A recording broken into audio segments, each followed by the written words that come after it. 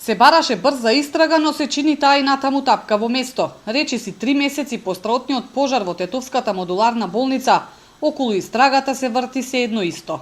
Тоа е она што се дозна преку вештачењето на МВР, дека пожарот во модуларната болница настанал како последица на запален продолжен кабел, на кој бил приклучен апарат за реанимација, полнаш за мобилен телефон и уште еден уред.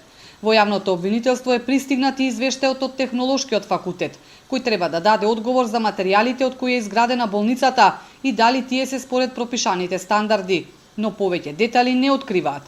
За вештачењето на германските експерти пак нема ниту абер, иако се најавуваше дека ќе пристигне уште во октомври.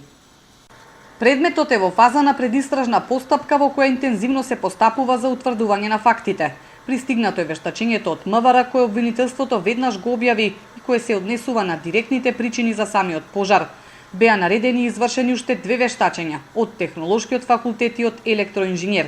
Извештаите се пристигнати во обвинителството и се анализираат во корелација со останатите пристигнати докази.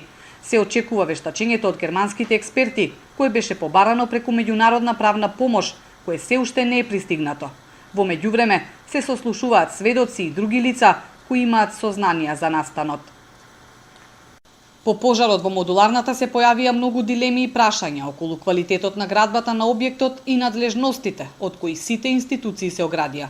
Одговорност нема никаква, освен понудените оставки на двајцата директори на болницата, но и овде се уште нема нивна смена. Премиерот Заев по извештајот на МВР експресно го оправда и министерот Филипче дека немал вина. Оставка од морални причини не се ниту понуди. Во моментот на пожарот кој се случи вечерта на 8 септември, во модуларната имало 26 луѓе. 14 живи изгореа, 12 успеа да се спасат скокајќи преку прозорите. Болницата изгоре за само 3 минути, но зошто и како, јавноста се уште чека одговор.